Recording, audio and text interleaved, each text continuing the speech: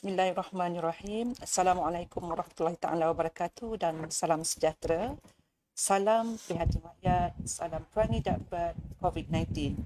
Dan alhamdulillah tanggal 27 Januari 2021 kita dapat bersua secara norma baharu bagi siri pertama ISM Executive Talk siri 1 2001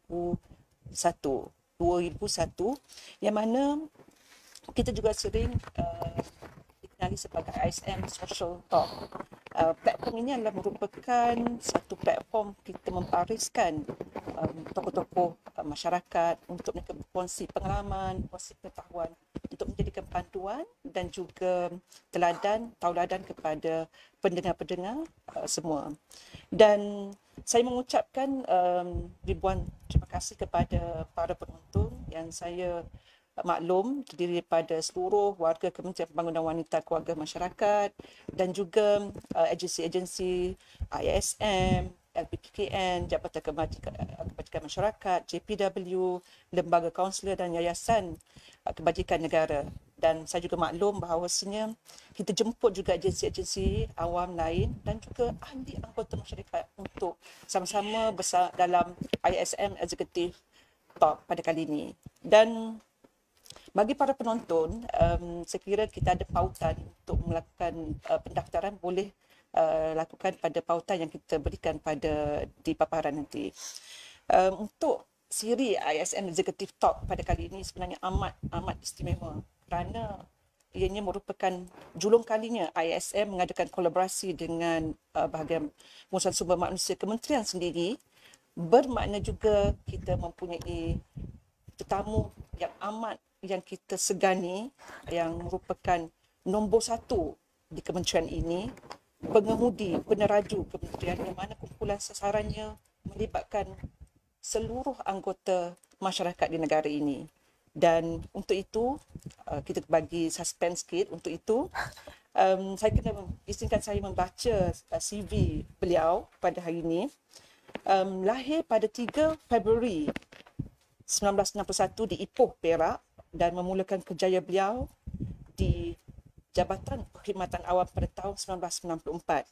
Kemudian bertukar pengalaman ke bahagian latihan bahagian sama di JPA juga, dan seterusnya pada 2001 beliau melanjutkan pelajaran ke International University of Japan dalam bidang pengajian perhubungan antarabangsa pada tahun 2001. Pada 2003, beliau kembali dan ditempatkan di Kementerian Sumber Manusia hingga 2006. Setahun beliau ditempatkan di Kementerian Kewangan dan pada tahun 2007 beliau kembali ke Kementerian Sumber Manusia sebagai Sosial Bahagian Antarabangsa. Setelah 3 tahun menimba pengalaman, beliau dinaikkan pangkat ke Jusasi pada tahun 2010 di Kementerian Sumber Asli dan Alam Sekitar. Beliau kemudian ditempatkan di bahagian Hal Ehwal Penguatkuasaan Maritim Malaysia sebagai Ketua Pengarah Jabatan Perdana Menteri dan dinaikkan pangkat ke Jusabi sebagai TKSU Dasar di Kementerian Pertahanan selama 3 tahun sebelum ke Jabatan Perdana Menteri sekali lagi sebagai Timbalan Ketua Setiausaha Pengurusan Jabatan Perdana Menteri. Beliau pernah di bahagian Hal Ehwal Undang-Undang Jabatan Perdana Menteri sebelum memegang tanggungjawab sebagai Ketua Setiausaha Kementerian Pembangunan Wanita, Keluarga dan Masyarakat. Uniknya dalam tempoh tersebut, dalam beliau meniti cabaran, beliau telah berjaya menyelesaikan ijazah Dr. Falsafah beliau di Universiti Pertahanan Nasional dalam bidang pengurusan sumber dan berjaya menyelesaikannya pada tahun 2020 Julai. Dan untuk itu, saya rasa tidak lain dan tidak bukan, dengan hormatnya kita selama lebih kurang sejam akan sama-sama menimba ilmu, menimba pengetahuan dengan yang berbahagia Datuk Dr. Junaidah Kamarudin, Ketua Setiausaha Kementerian Pembangunan Wanita, Keluarga dan Masyarakat. Apa khabar, Datuk? Alhamdulillah, terima kasih. Datuk susahnya nak dapat Datuk dan akhirnya ISM dapat juga masa Datuk. Terima kasih. Okay, Datuk, semua sedia maklum tentang paksi perkongsian kita pada hari ini adalah berkaitan dengan seni memimpin, menjulang mandat dengan hikmah. Dan saya kira topik tu yang ramai menyokong bahawa terbaik untuk Datuk menyampaikannya daripada hati sanubari Datuk sendiri. Dan Datuk, untuk kita tidak mengekankan masa, saya kira kalau saya rasa pada tahap ini dalam Datuk meniti tempoh atau perjalanan perkhidmatan Datuk, episod pahit dan manis pastinya Datuk dah temui. Dan untuk itu, boleh tak Datuk berkongsi dengan para penonton sejarah perkhidmatan Datuk sendiri? Dan saya percaya sejarah perkhidmatan ini yang saya tengok pelbagai Datuk daripada pelbagai bidang berjaya membentuk dan mempengaruhi gaya kepimpinan Datuk sendiri. Dipersilakan Datuk. Okey. Terima kasih Dr. Fazni. Assalamualaikum warahmatullahi wabarakatuh. Salam prihatin rakyat, perangi darurat COVID-19. Apabila saya diberi tajuk ni, saya pun lihat apa dia punya keyword dekat sini. Saya dapat seni memimpin, menjulang mandat dengan hikmah. Jadi sangat catchy dan juga menarik lah saya kira. Dan bila kita berbincang cara mana kita nak organize sesi ini, Dr. Fazli maklumkan kita santai saja dan bercakap mengenai pengalaman. Bila cakap mengenai pengalaman, bermaksud kita bercakap dari hati kita. Betul. Dari pengalaman yang kita lalui. Betul. Okey, perjalanan pahit manis, pahit tu tak ada lah. Itu manis belaka. Alhamdulillah. Ya, Dr. Fazli tadi ada sedikit mengenai perjalanan karier saya. Betul. Saya bermula pada tahun 1994, tapi saya telah terlebih dahulu berada di private sector. Ada bekerja di bank dan juga lama di bidang perguruan. Alhamdulillah. Jadi itu juga membentuk kita lah sebagai seorang pendidik ni, dia ada satu ciri-ciri yang tersendiri. Betul. Saya bermula di Jabatan Perkhidmatan Awam yang saya kira merupakan permulaan yang baik sebagai seorang pegawai tadbir diplomatik. Kerana di JPA kita didedahkan dengan asas menjadi seorang penjawat awam. Kita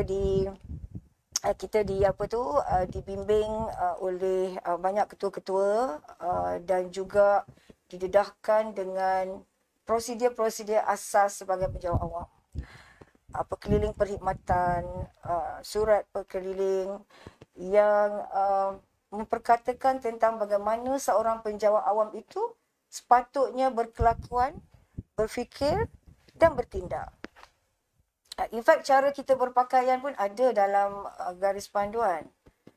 Cara bagaimana kita harus bercakap juga ada dalam semua panduan. Cara kita datang ke pejabat, waktu bekerja, punch in, punch out, menggunakan kad perakam waktu, itu juga sesuatu yang sangat penting untuk kita pelajari lah. Kemudian sebagaimana Dr. Fazli maklumkan, saya telah kembali dari Jepun. Saya ditempatkan di Kementerian Sumber Manusia yang juga memberi satu pengalaman yang sangat berharga.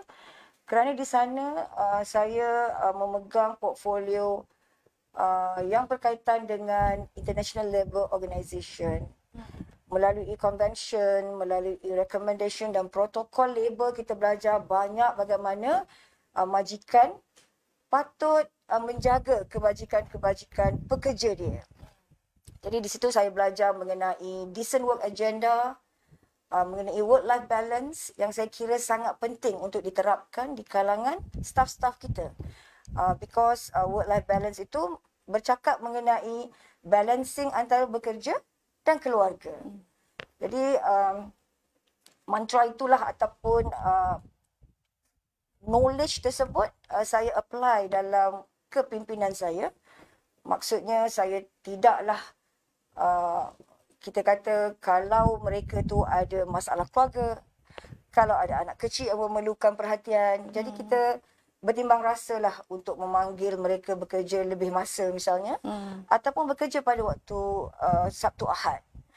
Jadi pengalaman-pengalaman itu saya apply dalam corak kepimpinan saya lah.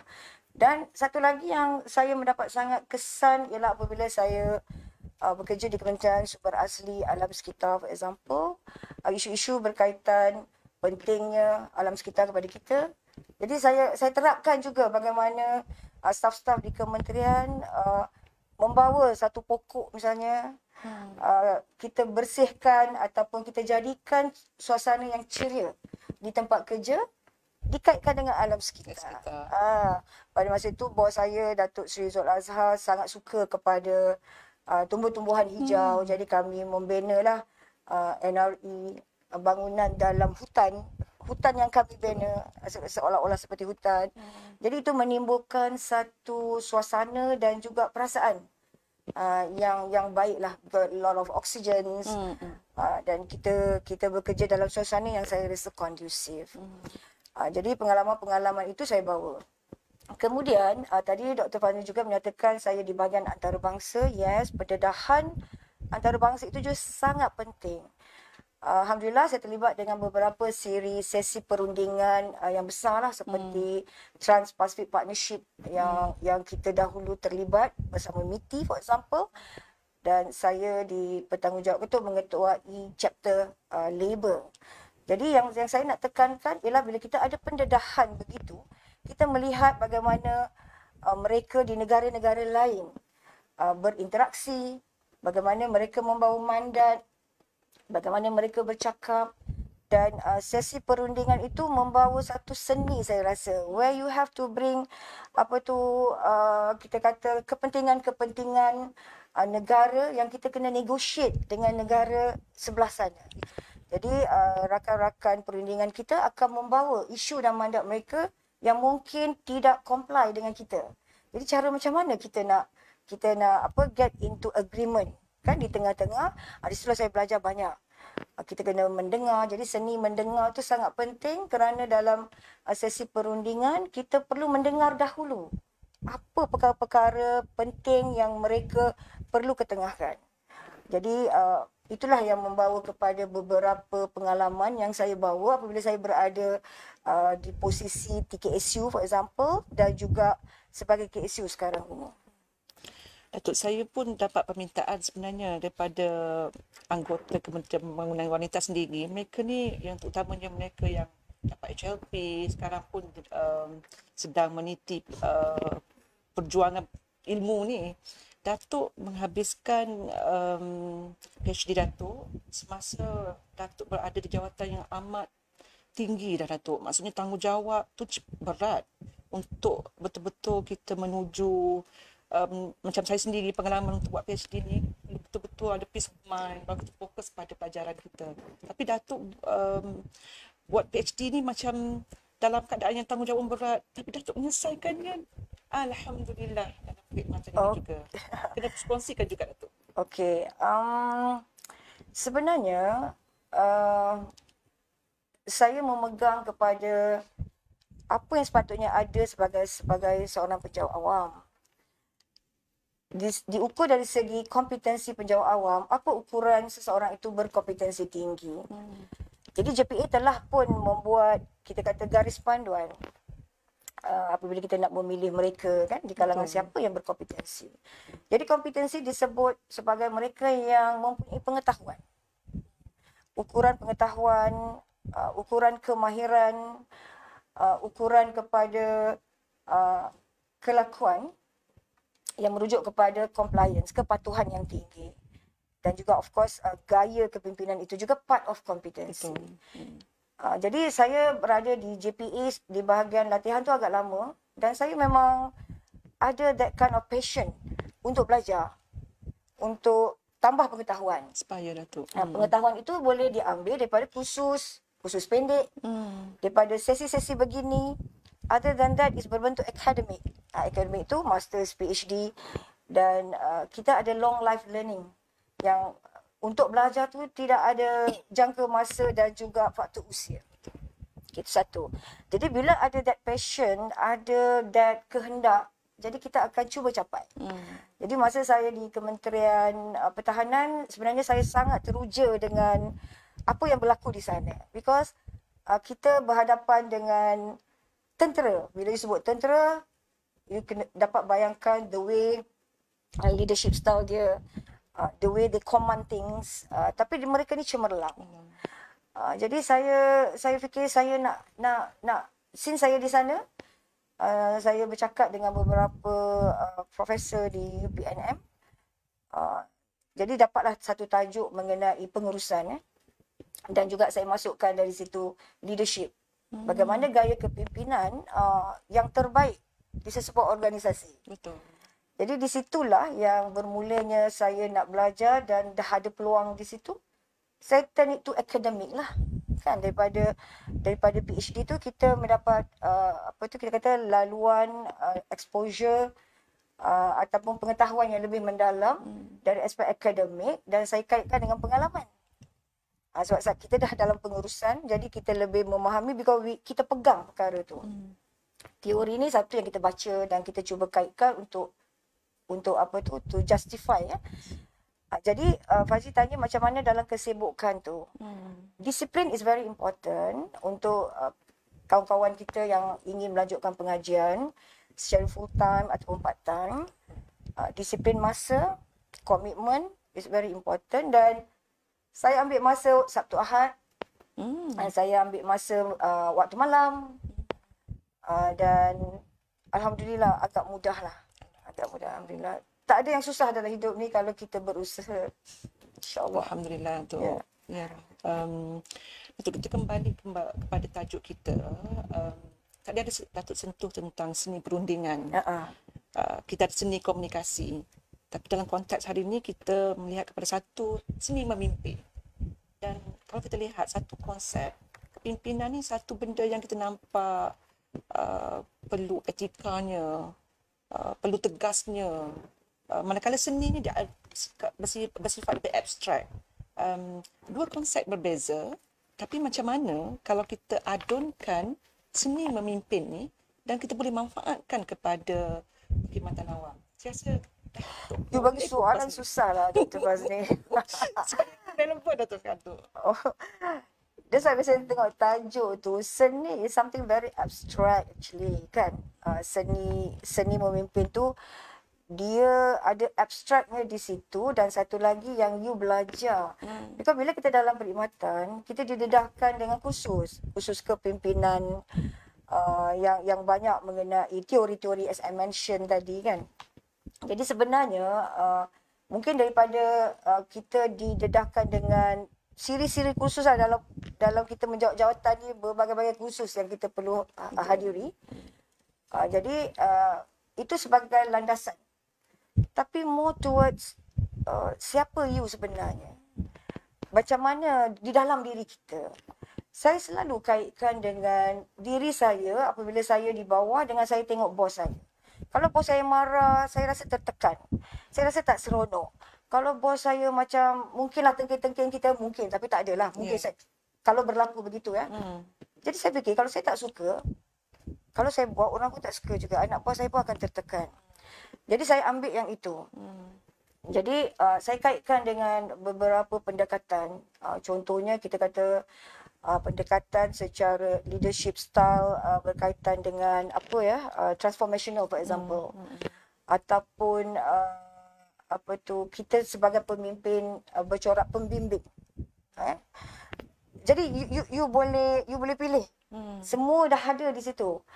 Actually Dr. Fazli, bila saya buat pengajian saya, bila saya tengok mengenai literature review on leadership, tidak ada satu leadership style yang dikatakan terbaik, sebab ia bergantung kepada organisasi, masyarakat yang dia bimbing dan sebagainya. Macam di tentera, you tak boleh nak minta pendapat. It's a command. Dalam suasana yang mana seorang sahaja boleh bagi command, you tak boleh nak berbincang-bincang dahulu. Betul. Maksud saya kan. Jadi di tempat di mana you boleh berbincang, you apply perbincangan. You need to get opinion. Kan? Jadi saya terapkan itu. Dalam keadaan di mana saya kata you kena ikut sebab ini adalah compliance, pematuhan. Jadi saya kena tegas. Jadi maknanya di situ saya masukkan kemungkinan saya fikir tentang fitrah manusia yang nak dengar, tentulah yang baik-baik, telinga kita nak dengar yang baik-baik, yang merdu-merdu kan. Fitrah kita. Dan mata kita pun nak tengok suasana yang baik. Jadi itu yang kita beri kepada staf bawahan. Kita nak marah, ada cara nak marah.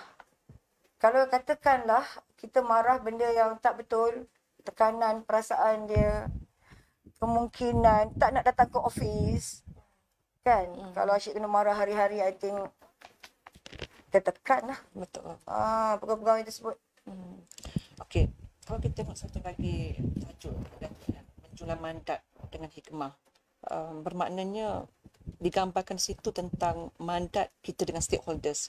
Dan saya tahu dan semua maklum bahawasanya tanggungjawab bagi seorang penjawat awam adalah stakeholdersnya. Dan untuk itu kalau kita tengok pemegang taruh kita pelbagai, baik daripada anggota masyarakat hinggalah anggota pentadbiran, dan mandat pun kita faham semata-mata untuk rakyat, untuk mereka, untuk kepentingan mereka. Dan sepanjang Datuk menyatakan tadi dalam Datuk menerusi perkhidmatan Datuk, bagaimana Datuk menangani situasi begini? Itulah tadi seni tadi tu kena apply. Betul. Stakeholder tu kita banyak. Maknanya staf bawahan pun kita punya stakeholder juga. Setiap kementerian tu stakeholder dia berbeza-beza mengikut kita kata fungsi-fungsi menteri ataupun kementerian. Dan of course kita dibimbing atau mendapat kita kata panduan arahan daripada kerajaan melalui anggota pentadbiran. Pada saya, asas penting yang perlu ada ialah kita kena pegang diri kita sebagai penjawat awam yang dikelilingi atau di stand guided by peraturan. Kita ada peraturan yang berkaitan dengan pekeliling perkhidmatan from JPA for example. Pekeliling, kita kata perbendaraan, keuangan-keuangan kita daripada MOF, semua tu ada pekeliling. Tata cara menjaga aset, ada pekeliling dia. Semua tu panduan because kita penjawat awam.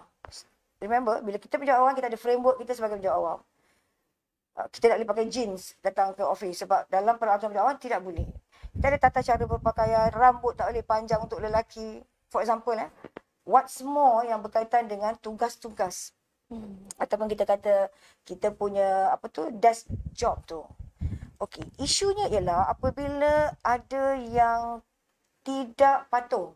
Sebab tu saya kata tadi compliance penting, kompetensi itu diukur dari compliance. Pematuhan. That is perlakuan. Sebab tu ada dalam kita punya nilaian prestasi, ada tu portion tata kelakuan dia. Ya, betul.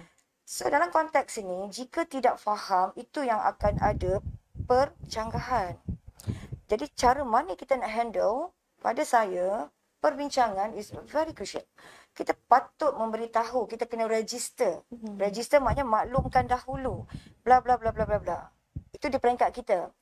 Tapi kemungkinan ada perkara yang boleh overtake perkara yang tak boleh dengan kelulusan khas. Mungkin kita tak boleh, kemungkinan di peringkat menteri kita boleh boleh bawa kepada satu peringkat yang lebih tinggi. Tapi on our level yang itu. Yang itu. Jadi untuk kita nak tackle the stakeholder, pertama kita kena maklumkan kekangan. Tapi ada keadaan because this is very kita kata dynamic banyak perkara yang dynamic yang boleh dibuat melalui satu laluan-laluan lain, iaitu dengan kelulusan khas perbendaraan for example, kelulusan khas JPA for example kan. Jadi benda-benda boleh dibuat. Tetapi isunya ialah kita mesti register dahulu dan berbincang. Jadi perbincangan is very pada saya sangat penting because kita di dalam perkhidmatan kita tidak bekerja bersendirian. Kita tidak membuat kerja, kita tidak stand alone. Kita adalah satu organisasi. Macam saya di KSU, saya ada TKSU saya yang hebat-hebat yang ada experience keuangan seperti TKSU operasi. Saya ada pemikir-pemikir dari segi dasar. Contohnya TKSU strategik. Jadi di situlah kami sentiasa berbincang. Dan mungkin saya tak tahu, dia tahu. Betul. So we complement each other. Mungkin pengalaman dia lebih di sudut yang saya tidak ada. Betul. Jadi that's why we sit down, kita akan berbincang. Ada satu perbincangan sangat penting. Communication sangat penting dalam organisasi. Dan kita tak boleh kata kita tahu semua. It's wrong Jadi kadang-kadang PSU kita atas pengalaman dia ataupun knowledge dia boleh bantu kita. Jadi untuk menghadapi, of course lah seni memimpin itu perlu ada. Dan untuk di luar sana, kemungkinan mereka tidak kepada proses. Mereka nak outcome. Sedangkan kita melalui proses keuangan, proses pengauditan, proses compliance tu kena ikut. Tapi mungkin kita kena maklumkan lah media. For example, bila kita di sini terlibat dengan unforeseen matters seperti COVID-19. COVID-19 tu memerlukan macam kita di sini menyediakan bakul makanan dan kita tak boleh melaksanakan dengan cepat kalau mengikut prosedur biasa. Kita kena buat secara darurat. Jadi darurat tu ada dia punya prosedur dia. Dan mungkin kita tak tahu sebab tak pernah mengalami. That's why kita kena berbincang. Jadi I think dalam kita nak memberitahu perkara-perkara kepada stakeholder kita ya, kita kena berbincang lah. Kena memberitahu. Hubungan baik tu is very important. Antara kita dengan anggota pentadbiran, kita kena ada satu penyatuan yang jitu so that kita boleh handle ataupun address apa-apa juga isu. Dan sama-sama memberi itu. Ya, sama-sama. InsyaAllah. Kalau Datuk boleh ingat kembali, yang mana Datuk rasa dalam pengalaman Datuk tu yang agak mencabar menangani dalam konteks menangani ni, yang Datuk rasa buatkan Datuk kira macam mencabarnya keadaan ni.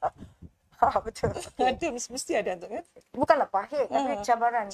Bila saya dulu bermula dengan yang kita kan dalam pengurusan ni, kita ada dasar, kita ada antarabangsa, kita ada solid pengurusan.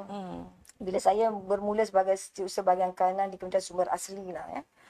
Yang itu saya solid pengurusan. Saya kena tengok keuangan, saya kena tengok pengurusan sumber manusia, audit, pematuhan, dan saya kena jaga daripada atas ke bawah lah sehingga kepada pemandu for example. Jadi di situ yang memerlukan satu seni memimpin yang berbeza. Kan? Mungkin ada level-level yang tak nak patuh. Mungkin tak tahu ataupun tak tahu itu sangat penting. Jadi kita wujudkan moment of truth. For example, kalau ada yang masalah, kita akan duduk. Kita akan duduk bagi tahu yang ini sebenarnya tak boleh kerana apa. That's one. Secondly, katakanlah di anggota pentadbiran ya. Anggota pentadbiran, katakanlah mereka yang datang dari luar, yang dilantik daripada luar, yang mungkin tak biasa dengan peraturan kerajaan. Itu pun akan memerlukan kita duduk dan bercakap tak boleh kerana apa. This is kekangan kita. Macam tu. Jadi itu pada saya satu daripada pengalaman berharga lah.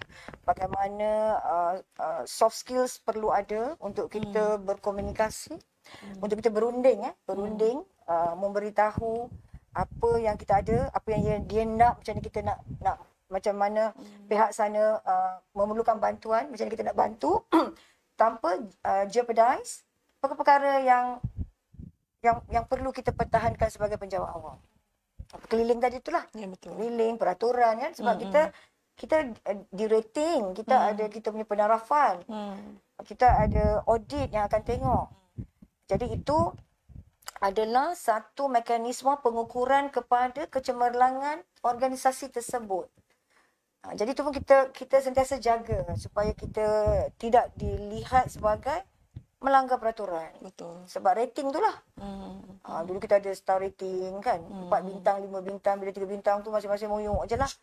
Apa yang tak kena ni, apa yang tak kena. Bila kita 5 bintang, wah, you are good. KSU you membimbing you.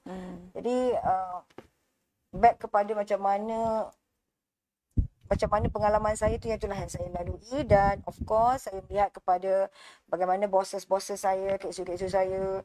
Saya ingat saya punya Datuk Segaraja KSM, attention to details, sehingga buat memo pun. You kena really careful. Kadang-kadang tak ada tarikh kan. Dia akan bulatkan mana tarikh. I mean, bila kita buat surat for example, attention to that. Jadi bila kita dah terbiasa, semua perkara-perkara lain tu kita akan bagi a lot of attention supaya kita tidak tersilap. Betul. Kita pun mengalu-alukan jika ada mana-mana pendengar kita, audiens kita yang mahu berkongsi pengalaman Datuk untuk bertanyakan soalan kepada Datuk. Dan sebab masa ni adalah masa yang terbaik pun Datuk pun dalam ambang perkhidmatan beliau, dan kita perlu memanfaatkan masa platform yang ada ni untuk kita berkongsi daripada hati Datuk ni. Datuk ni memang betul-betul saya lihat kalau handle meeting memang lain, dan pada hari ni Datuk memang cerita betul-betul dari apa yang Datuk alami dan selama ni. Untuk kembali pula kepada, saya ingat Datuk masa Datuk mula-mula menjejaki kaki ke Kementerian Pembangunan Wanita Keluarga dan Masyarakat ni, yang mana itu memberi satu impact besar lah. Saya take away benda tu membuatkan saya termenung, dan saya fikir macam ada satu answer dalam saya menjunjung perkhidmatan ni. Datuk selalu nyatakan there are 100 ways, 1000 ways to say no.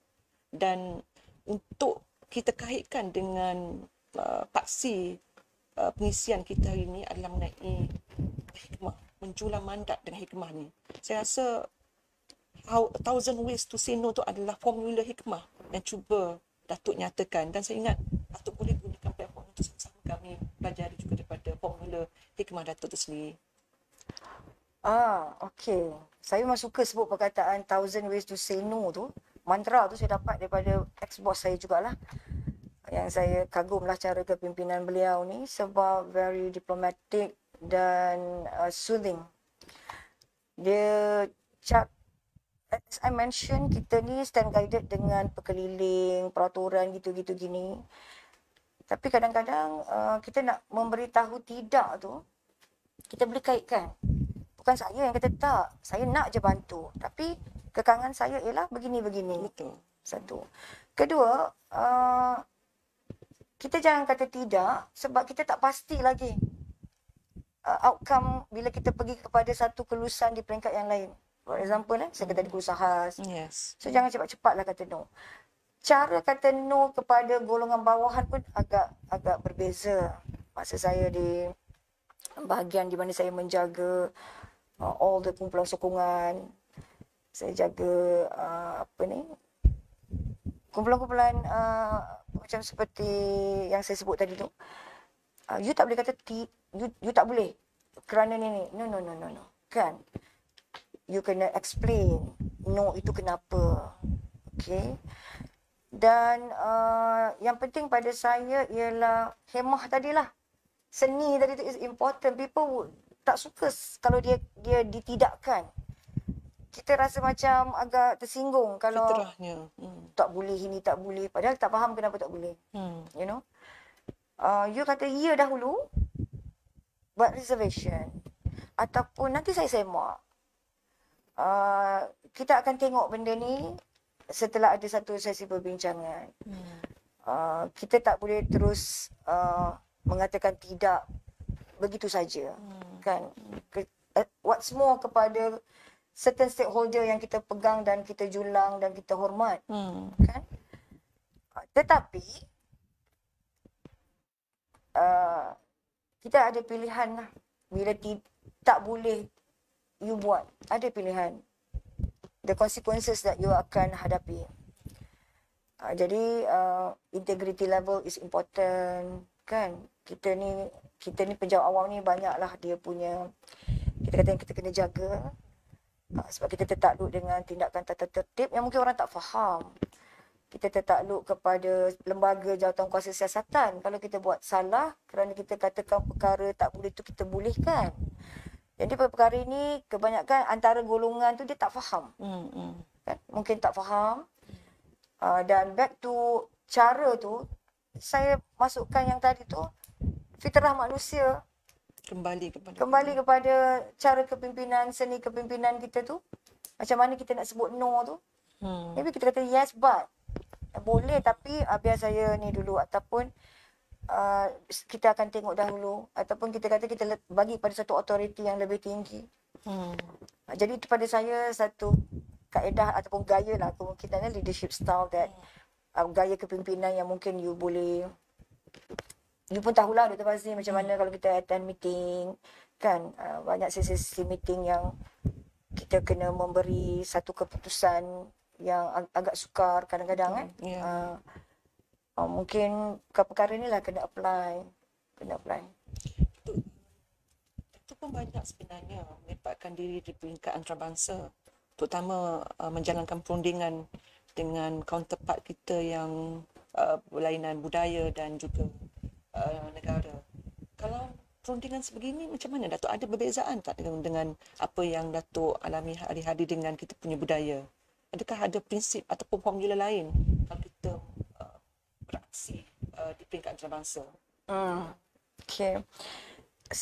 First thing, saya really enjoy doing the job. Saya suka kerja-kerja macam tu lah. You know, like you berjumpa dengan ramai orang, berlainan negara, berlainan tahap pemikiran, kemungkinan tahap pemikiran aku bila kita nak pergi ke sesi perundingan, first thing kita ada mandat daripada negara. Apa mandat yang kita bawa, yang kita nak bawa, dan mandat ini kita kena pertahankan.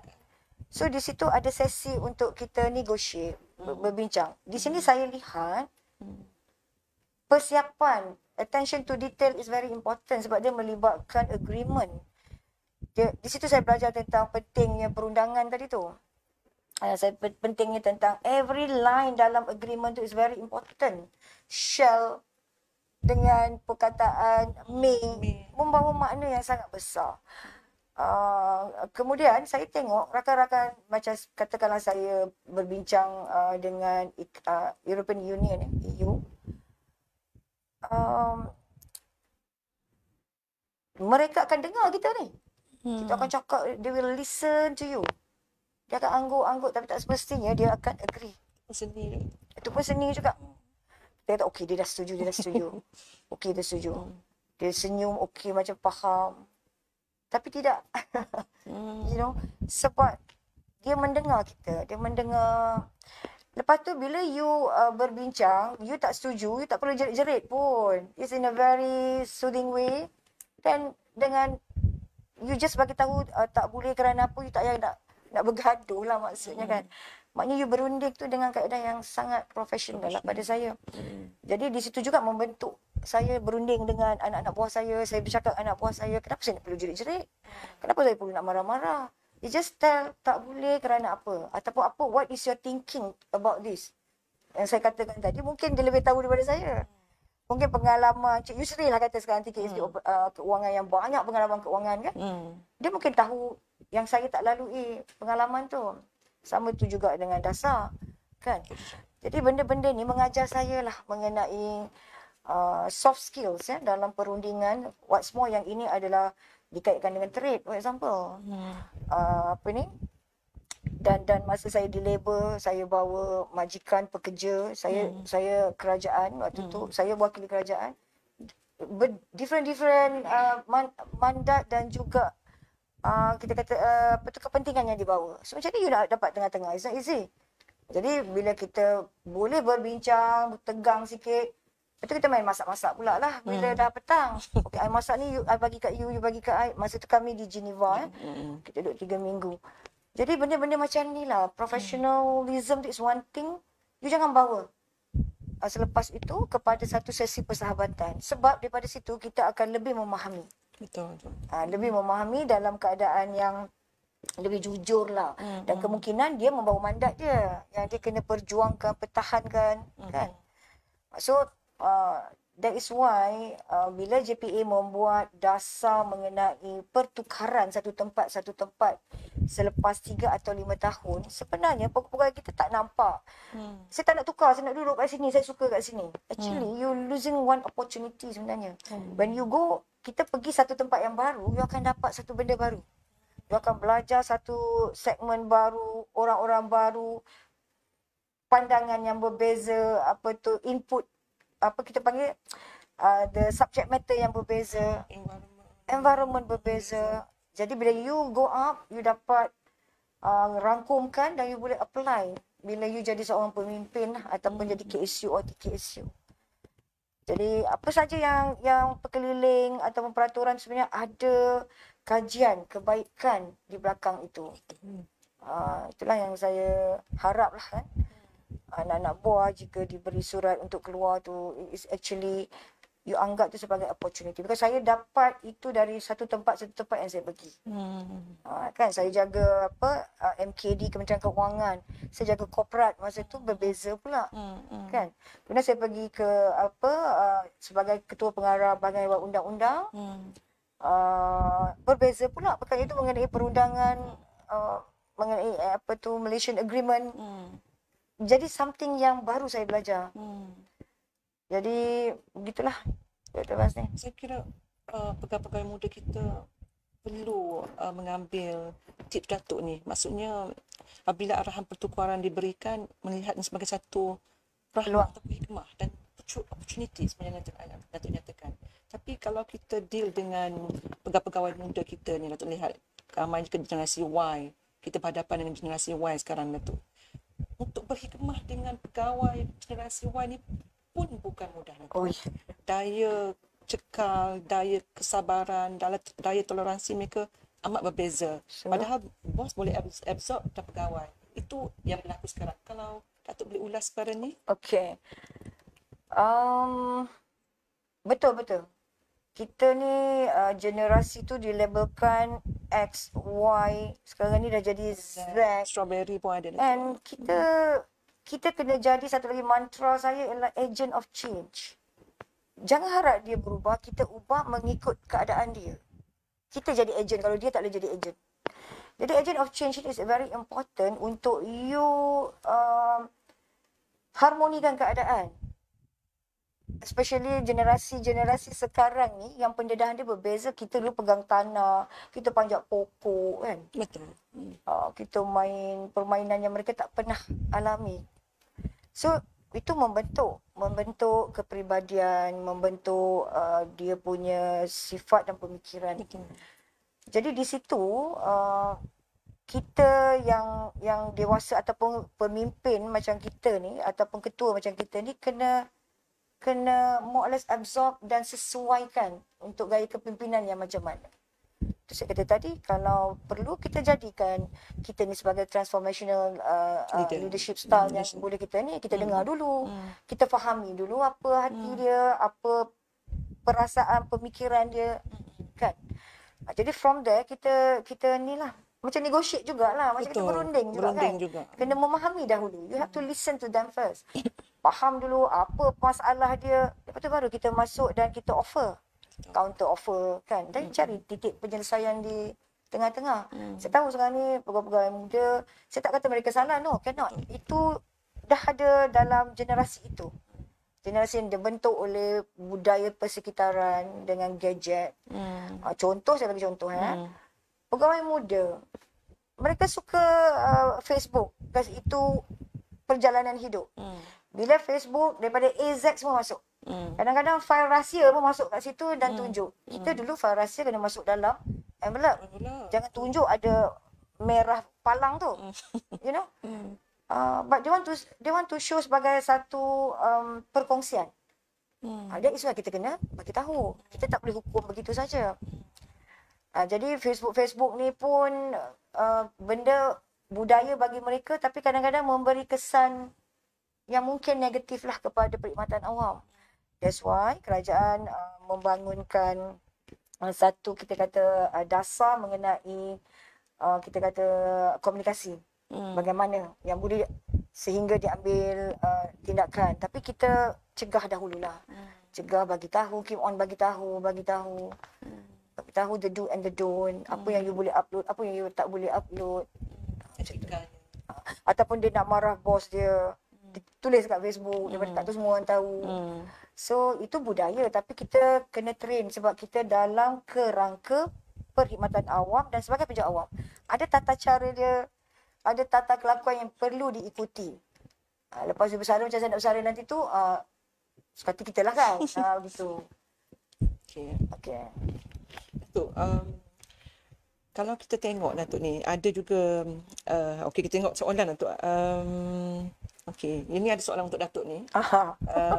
Soalan senang kan, jangan susah. Dalam suasana pandemik yang kita masih belum pasti sejauh mana keseriusannya, bagaimana Datuk melihat perkembangan BDR, bekerja dari rumah, dalam kalangan warga kementerian sendiri, dan prospek BDR ini diaplikasi seterusnya pada masa akan datang.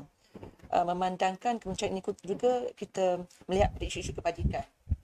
Mereka lebih kepada BDR sendiri itu. Okay. A very good question lah, sebab yang bertanya ni berada dalam situasi semasa kan. Sebab tu saya kata kita ni bersifat dinamik, sentiasa berubah. But there again, perubahan itu akan didasari oleh kita kata peraturan.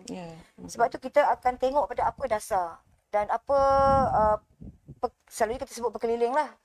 Reference kita kan. Berkeliling bekerja dari rumah tu ada. Macam mana cara kita nak bekerja dari rumah? Kita bekerja, ingat ya, bekerja tapi di rumah. Di office, time dia mungkinlah 8 ke 5. Di rumah pun begitu. Maknanya kita tak boleh lah in between that. Kan kita kalau nak keluar kan kita ada time off. Kita kena minta majikan, saya nak pergi sekejap ke klinik. Saya nak pergi bank. Kita bagi tahu bos. Tapi di rumah, since kita tak dilihat, dia akan pergi shopping complex lah, pergi ke situ, which is wrong lah.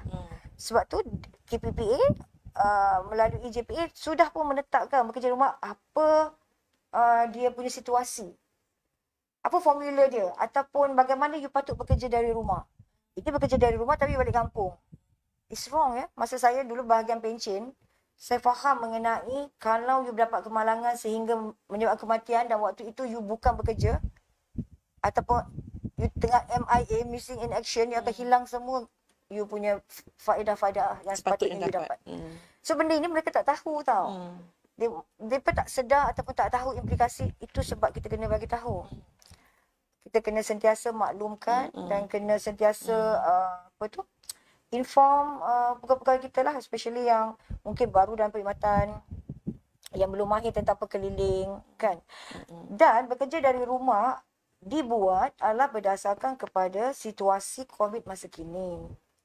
Untuk diteruskan pada masa akan datang, kalau perkara itu tidak lagi bersesuaian, kita akan kembali normal. Pada saya bekerja dari rumah ni ada untuk diri saya lah, kalau pengalaman ada yang seronok, ada yang tak seronok. Because tak seronok tu, I duduk depan komputer tu sampai duduk kan. We do not know message masuk, bla bla bla bla. Kadang-kadang tengah masak, tiba-tiba ada message kan. Utamakan. Jadi itu pun kalau di office kita lupa semua tu. Kita concentrate 100% di tempat kerja tu dengan buat kerja. Pada saya tu saya suka lebih begitu. Tapi ialah bekerja dari rumah disebabkan kita punya institusi tutup, institusi kan taska kan, taska, tadika semua tutup. Kita kena tengok anak kita kan. Bila tengok anak kita sambil kerja kan, kita nak tengok anak lagi. Benda macam tu lah. It's something about a new thing lah. Perkara baru yang perlu diserapkan ataupun ditangani lah oleh kita sebagai penjawat awam yang bekerja dari rumah ni.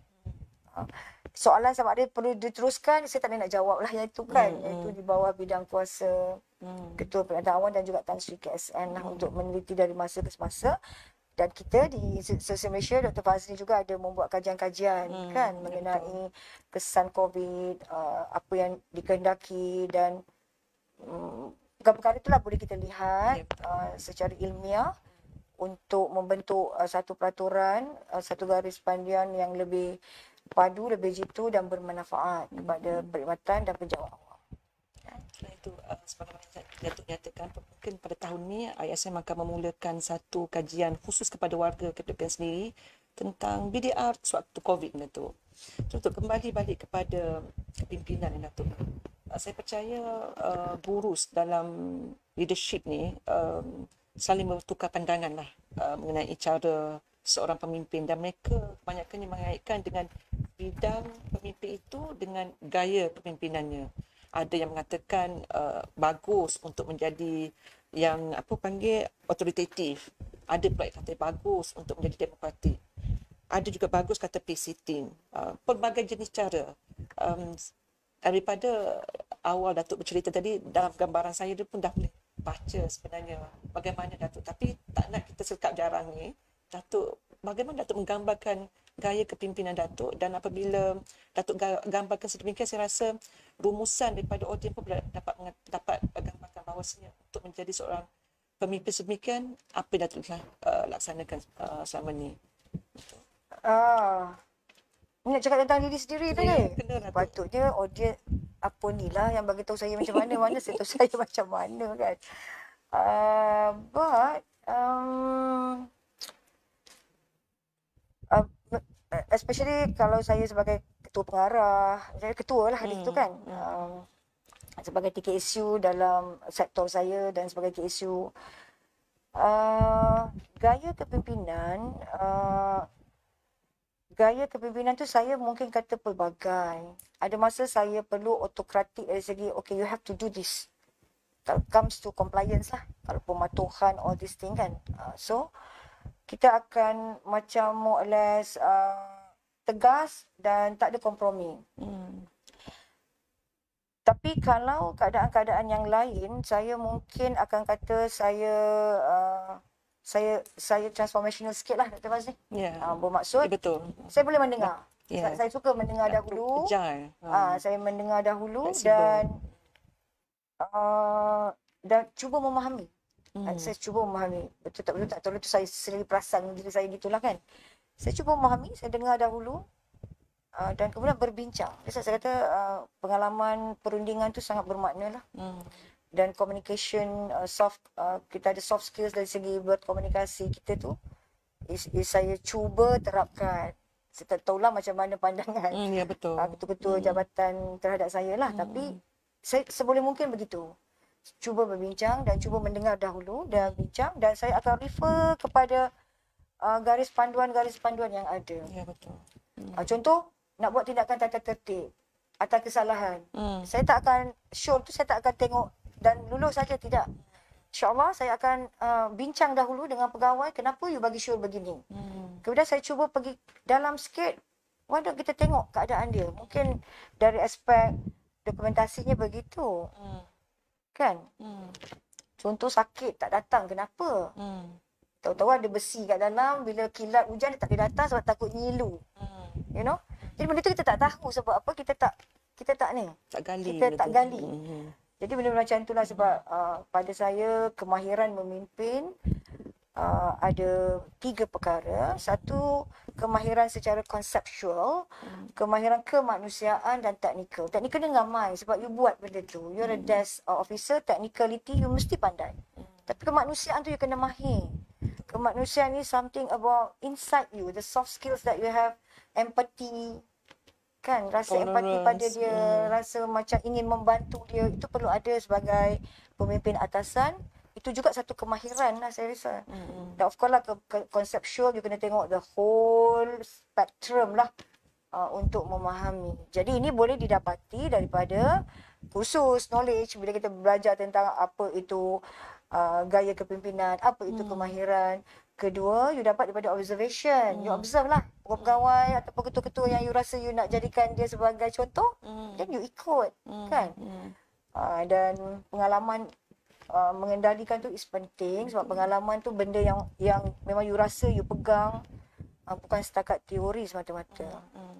Dan back kepada kita pun ada, kita punya menteri, timbalan menteri yang prihatin, yang kita kata ada nilai-nilai yang ke arah empati, kan? Jadi tu back kepada agama lah. Agama mengajar apa? Agama kita, pemimpin tak digambarkan sebagai zalim ke ataupun inilah apa-apalah keras ke, kan, kecuali tempat-tempat yang sepatutnya mas perang ke semua tu kan keras kan. So benda-benda ni saya rasa digarap bersama dari segi teori, knowledge dan juga asas agama lah. Fitrah-fitrah yang ada tu kan. Ya, betul.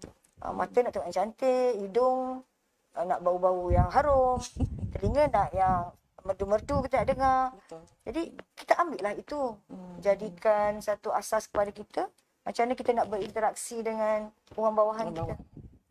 Saya rasa begitulah Dr. Fazli. Satu soalan yang saya kira amat menarik Datuk ni daripada Cik Syamuddin Muhammad Hashim kita, sebab susulan daripada Datuk satu tadi, bagaimana seni memimpin pegawai-pegawai yang demotivated dan tertekan kerana beban tugas yang tinggi. Bagaimana nak memimpin mereka ini? Datuk. Yang tanya pun sebenarnya terror tu. Dr. Syam Yang ni Bukan? bukan Syamuddin Muhammad Hashim. Dr. Syam ke? Is it? Yes. Shit. Oh, ya. Bukan Datuk Dr. Ya, Amin Dr. Hisham. Dr. Syam. Okey. Saya Jauh daripada Dr. Hisham tanya. okey. Saya pun tak rasa dapat handsome. Actually, beban tu datang bila kita tak share. Kita kena share beban tu bersama. What's more, kalau kita ada authority untuk mengarah supaya di-share. Di-share lah kan. Jadi maknanya demotivated tu pada saya sebenarnya semua tu adalah berasaskan you punya acceptance. Kalau A, katalah kita bagi dia satu isu, A akan rasa tertekan, B mungkin tidak. Tapi isu yang sama. Jadi itu saya rasa tekanan-tekanan itu boleh diatasi dengan you control your jiwa lah, Dr. Syam ya. Control dan for me that is kedewasaan pun mungkin juga kita boleh kata. Dulu saya pun selalu tertekan juga kan. Gerik bila bos saya marah, aduh tak nak pergi office ni. Kan. Tapi marah dia tu dia marah mengajar tapi cara kan. So sekarang ni cakap lah apa pun mungkin saya dah tak tertekan lagi dah. Mungkin lah kan. Saya senyum je kan because the acceptance is there already. Jadi acceptance kepada jiwa kita tu sangat penting dan anggaplah yang kita buat ni sebab ibadah kan. Jadi benda yang kita boleh buat kita buat, tak mampu buat, tak mampu tu atas beberapa alasan dan bincang baliklah. Don't absorb everything sehingga you rasa tertekan, jatuh kan. Tapi itu saya kata as you go ke atas dia punya acceptability terhadap menangani isu tu dah berbeza. InsyaAllah. Ya. Untuk kita dah tanpa kita sedar kita dah diri penghujung bicara inspirasi kita ni, Datuk. Ya. Ada beberapa soalan lagi tapi saya rumuskanlah dalam soalan akhir saya ni. 27 tahun dalam perkhidmatan awam dan sebagaimana semua sedia maklum, Datuk dalam ambang perkhidmatan kita ni. Dan apa sahaja yang Datuk boleh berikan kepada kami, mandat, bekalan nasihat dan panduan kepada penjawat awam keseluruhannya dan warga Kementerian Pembangunan Wanita, Keluarga dan Masyarakat khususnya dalam melaksanakan amanah agar kita ini penjawat awam dilihat untuk melaksanakan mandat perkhidmatan awam dengan berkesan. Ini penting Datuk, ini mandat Datuk ni. Okay.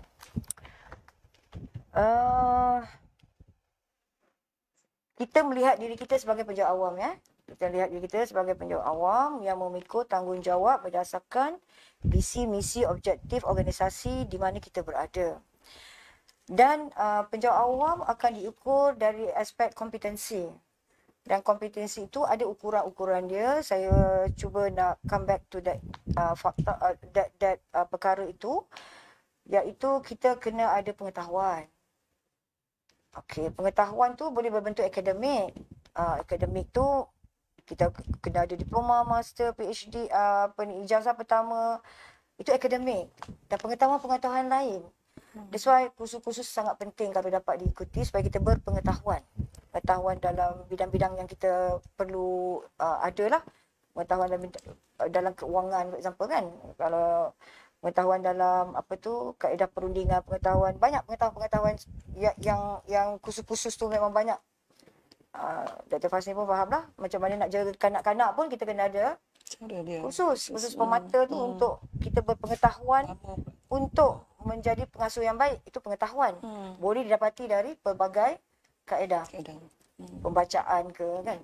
Kemahiran, that's very important sebagai penjawat awam, you kena mahir.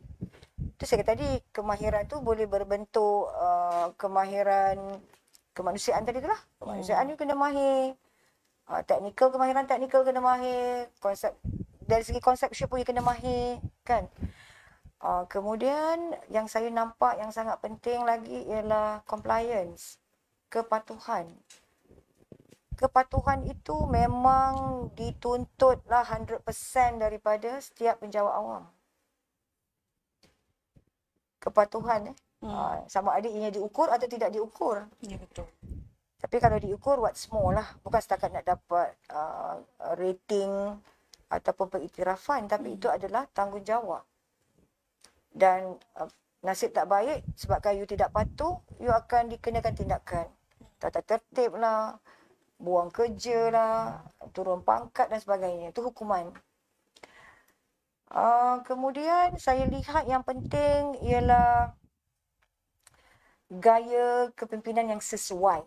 I won't say yang ini patut ada, patut. Yang sesuai berdasarkan kepada stakeholder dan juga kumpulan sasar yang you sedang hadapi. Boleh berbeza-beza. Dan gaya kepimpinan tu kita boleh dapatlah daripada pembacaan, pembelajaran, daripada pengalaman dan back to basic lah pada saya. Very important. Kita ikhlas. Kita ikhlas tapi gaya kita nak menangani tu ada beberapa gaya. Tapi ikhlas kita buat benda tu demi kepentingan organisasi. Because kita ada objektif kita untuk mencapai kecemerlangan tu. Sama ada untuk perkhidmatan yang kita sedang kita pegang, perkhidmatan, ataupun organisasi yang mana kita berada. Jadi pada saya itulah compliance kepada peraturan tu is number one actually. You tak pandai pun tak apa tapi you patuh. Betul. You tak faham pun tak apa tapi you tahu itu you patut patuh. Itu pun dah selamat dah. Kan? Kita ada tiga jenis orang ni Dr. Fasih. Dia buat dan tahu. Dia buat tapi dia tak tahu. Tak tahu kenapa. Satu lagi dia tak buat dan dia tak tahu pun. Malang lah kan. Jadi kalau dia buat walaupun dia tak tahu, dia buat kerana dia tahu itu adalah betul. Dia tahu itu betul dan dia buat. Selamat insya-Allah. Insya-Allah. Insya-Allah lah kita punya perkhidmatan dan organisasi ni insya-Allah akan cemerlang. Dan banyak perkara lah yang kita kongsi tadi, 1000 ways to say no. Adakan moment of truth kalau ada masalah, kan? Agent of change. I always mention this to my officers. Kita berubah lah. Orang tak berubah, kita berubah. Supaya dengan perubahan yang kita buat tu boleh mewujudkan satu titik keharmonian. Okay, Alhamdulillah. Terima kasih kepada Datuk Dr. Junaidah Kamaluddin. Saya rasa perkongsian yang amat dekat di hati kita. Dan Datuk, sebab saya merasainya dan apabila merasai sesuatu ini timbul daripada hati Datuk sendiri. Dan sebenarnya betul lah apabila kita melihat kepada tajuk kita pun seni memimpin, menjulang mandat dengan hikmah ni, sebab kita semua ni adalah pemimpin. Tidak semestinya pada tajuk hari ini saya bersama dengan Datuk Doktor Ketua Setiausaha ini sesuai. Semua kita adalah dilahirkan sebagai pemimpin, sebagai penjawat awam, apatah lagi sebab sekecil-kecil unit kita sehinggalah sebesar-besar organisasi. Dan untuk memikul mandat ni, mandat adalah amanah, dan sebenarnya amanah ni adalah amat-amat berat, sehingga dalam kitab suci kita sendiri yang bagi Datuk Doktor, surah Al-Ahzab ayat 72, gunung ganang, langit dan bumi pun tidak mampu untuk memikul amanah ni, dan mereka tidak mahu. Padahal kalau kita tengok dia punya asasnya ada kuat, gagah. Tapi manusia diberikan amanah. Dan amanah yang kita buat sebagai penjawat awam, bukan saja kita pikul, kita julang mandat itu. Dengan segala tips perkongsian yang Datuk Doktor nyatakan tadi, dengan penuh hikmah yang kita nyatakan, saya rasa insya-Allah perkhidmatan awam kita akan terus kekal, cemerlang dan gemilang. Dan untuk itu Datuk, mewakili warga ISM khususnya dan juga Kementerian Pembangunan Wanita Keluarga Masyarakat, kami mengucapkan selamat maju jaya kepada Datuk. 27 tahun ni bukannya sekejap Datuk. Pastinya kami akan merindu Datuk juga. Tips yang Datuk nyatakan, kongsikan pada hari ini, kami semak erat-erat, dan take away kami adalah buat sesuatu dengan penuh hikmah dan secara kembali kepada fitrah, ke mana untuk melaksanakan tugas hari ke hari kita pun sama manusia, walaupun penjawat awam, kita adalah manusia dan kita memerlukan fitrah kita.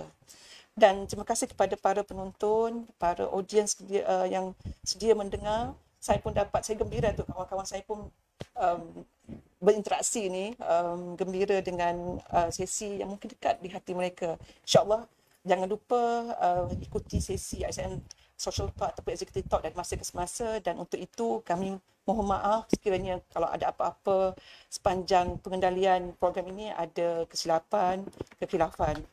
Dan saya akhiri dengan wabillahi taufiq wal hidayah. Wassalamualaikum warahmatullahi taala wabarakatuh. Assalamualaikum warahmatullahi wabarakatuh.